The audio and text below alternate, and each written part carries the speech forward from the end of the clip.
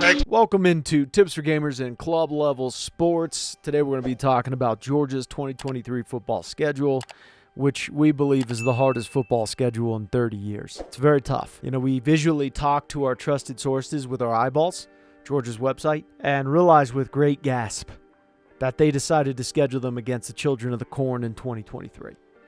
And after looking at their schedule, we immediately went to the interwebs with electric fingers to see if Georgia University was becoming a community college and found out, to our surprise, that they are not. Next up, Georgia will schedule the Georgia High School State Champ team. And Georgia is apparently on a mission to beat everyone to claim that they're truly the best, that they're even thinking about squaring off against the Glitter Vipers Girl Scout squad, who sold the most cookies in all 50 states. The SEC is really going above and beyond this year. Not only do they play one less conference game than the Big Ten and others, but they're scheduling the toughest teams alive in the Last Chance U series. Georgia only plays 4 away games this year.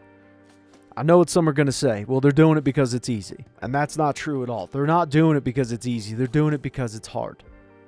They would never do anything because it's easy. You know, week 1, let's talk about their schedule. Week 1, they got UT Martin at Georgia. And we were wondering when these two Goliaths were going to square off, and finally this is the year.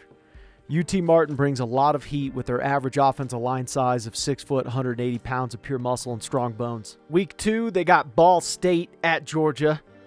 Ball State has a really elite kicker to watch out for this year that is even said to play quarterback on occasion, and he will kick the ball to the receiver with elite accuracy. They're a tough bunch that will surely give Georgia a run for its money. Week 3, we got South Carolina at Georgia. South Carolina challenged Georgia to a tickle fight this year in the parking lot before the game, and it could get bloody. At week 4, UAB comes to town, which is really intense. The Glitter Dragons are out and about.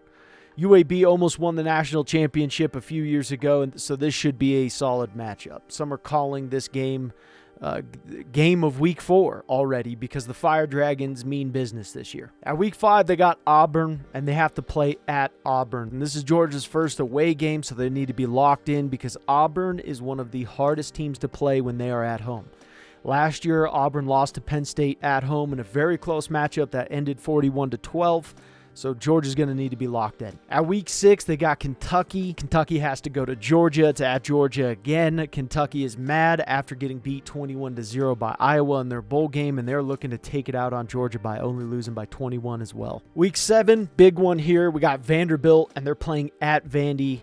Vanderbilt has always known good football with their countless national championships, and this year won't be any different. Week 7, they got Florida, and they got to play at Florida. Florida is so good that they might sit out their starters for this game. It's a real close one. They're debating it. They're talking it over, and that could be a possibility. It's a very elite team. Week 8, big-time showdown with Missouri. Missouri's been scary. Missouri is definitely close to winning as many SEC games as UT Martin has, so they are a team to watch out for. Put them on your radar and make sure you got the remote ready. So Ole Miss is coming to Georgia because remember, Georgia's only playing 4 away games this year, and Ole Miss is on a revenge tour after losing a very close bowl game against the elite Texas Tech 42-25.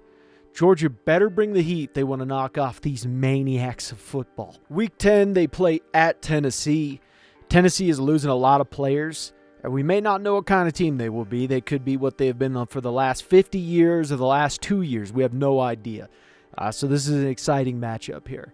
It really is, and Tennessee could end up being really good. They really could. Week 11 is the showdown of showdowns. It's Georgia Tech at basically Georgia. Georgia Tech fans are going to fill the stadium with 74 strong. You will hear them during commercial breaks, and they will undoubtedly shake the stadium, making it very tough to hear during commercials. And I have to say this should not hurt Georgia's ranking at all. These teams are actually good if you squint.